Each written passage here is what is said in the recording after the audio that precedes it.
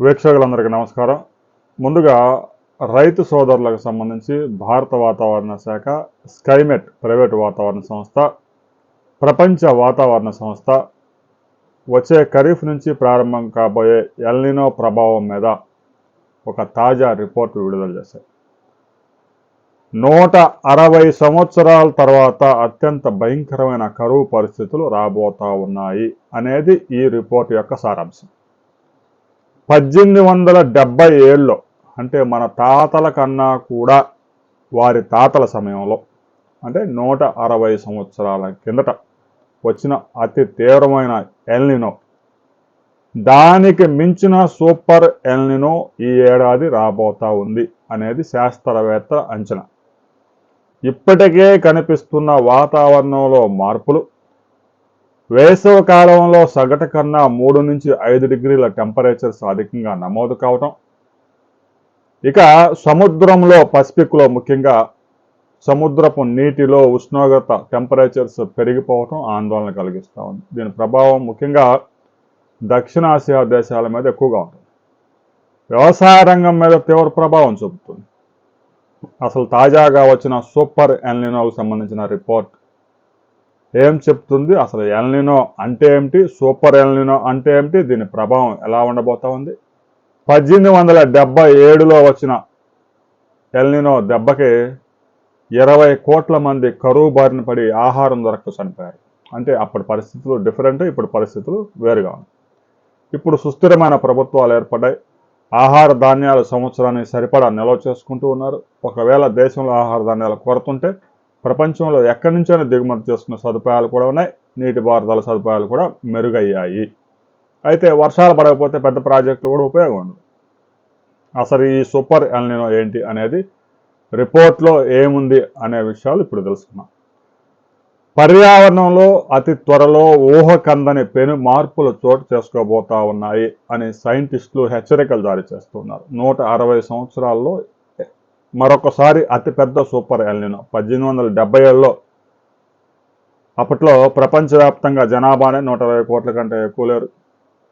ఇక ఈ 160 సంవత్సరాల్లో ప్రపంచ జనాభా 800 కోట్లు దాటిపోయింది. 1000 కోట్ల దిశగా ప్రయాణం చేస్తూ ఉంది.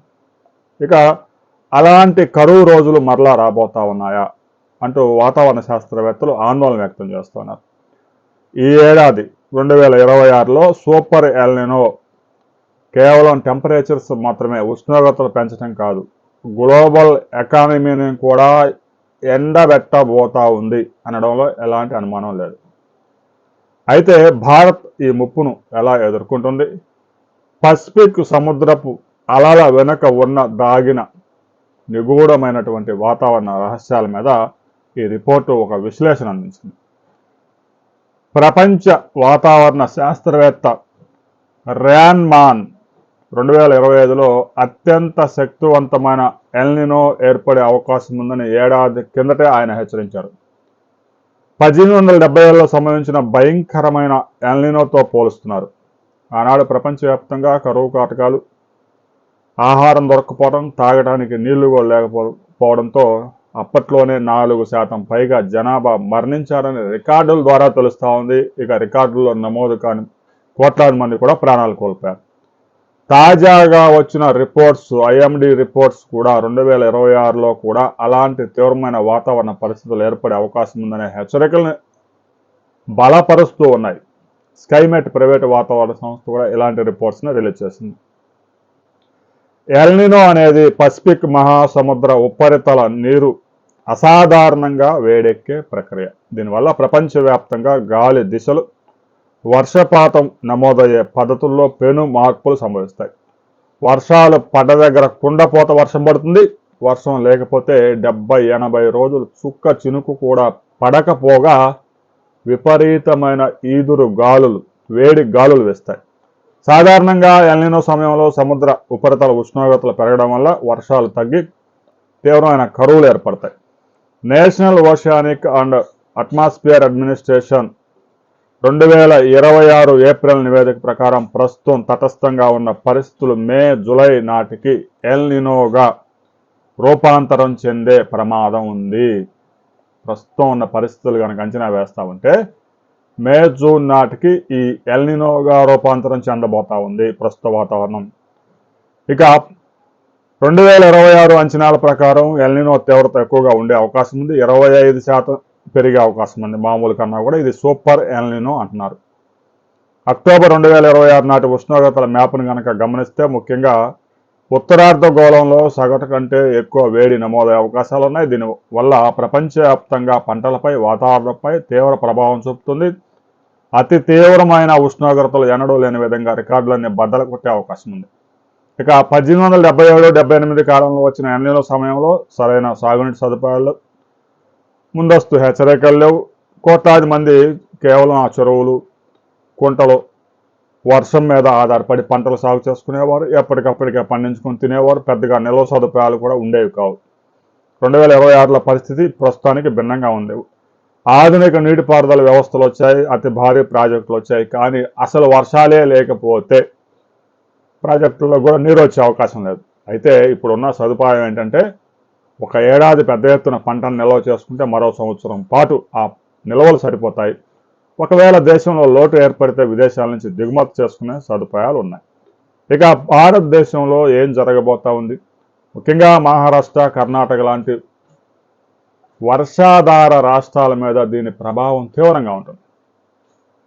తమిళనాడులో కూడా దీని ప్రభావం తీవ్రంగా ఉంటుంది. మరి ఆంధ్రప్రదేశ్, తెలంగాణ మీద దీని ప్రభావం ఉండదా అంటే తప్పనిసరిగా ఉంటుంది.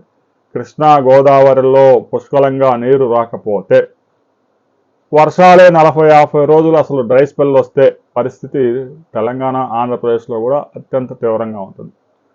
2023లో ఆంధ్రప్రదేశ్లోనే 432 మండలాల్లో తీవ్రమైన కరువు పరిస్థితులు మనం చూసాం, ఎల్నినో లేకుండానే. ఇక ఎల్నినో వస్తే డెల్టాలో కూడా వరి సాగు కష్టమే. వచ్చే ఏడాది కృష్ణానదిలో ప్రాజెక్టులకు నీరు వచ్చే అవకాశాలు లేవు. ఇక గోదావరి మీద పెద్దగా ప్రాజెక్టులు లేవు కాబట్టి 4-5 రాష్ట్రాల్లో ఎక్కడ వర్షాలు కురిసినా కూడా గోదావరికి కొంత ప్రవాహాలు వచ్చే అవకాశం ఉంది. ఇక ఎల్నినో ప్రభావం ఆర్థిక వ్యవస్థ మీద తీవ్రంగా ఉంటుంది. వ్యవసాయ ఆధారిత పరిశ్రమలు భారతదేశంలో ఎక్కువగా ఉన్నాయి కాబట్టి ఇప్పటికీ 70 కోట్ల మంది వ్యవసాయ అనుబంధ పరిశ్రమ మీద జీవనం కొనసాగిస్తూ ఉన్నారు. వ్యవసాయం పడిపోతే ఆ పరిశ్రమలకు కావాల్సిన ఉత్పత్తుల వరకు ఆ పరిశ్రమల్లో కూడా ఉపాధి కోల్పోతారు. వ్యవసాయ రంగం కుదేలైతే 40-50 కోట్ల మంది పేదరికంలోకి జారిపోయే ప్రమాదం కూడా ఉంది. ఇక జీడిపి కూడా అంచనాల కన్నా కూడా దారుణంగా పడిపోయే అవకాశం ఉంది. 7.1%, 6.5% జీడిపిలు నమోదయ్యే అవకాశం లేదు. అది 5% పడిపోయినా కూడా ఆశ్చర్యపోవాల్సిన పని లేదు. విపరీతమైన వడగాలులు ఆహార సంక్షోభానికి దారితీయడమే కాకుండా ఈ ఎల్నినో ప్రభావంతో కొన్ని ప్రాంతాల్లో విపరీతమైన వర్షాలు కురిసి వరదలు వచ్చే అవకాశం ఉంది. ప్రస్తుతం మనం అస్సాంలో చూస్తూ ఉన్నాం. తీవ్రమైన వేసవికాలం ఒకవైపు నడుస్తూ ఉంటే గౌహతిలో వరదలు ముంచెత్తుతూ ఉన్నాయి.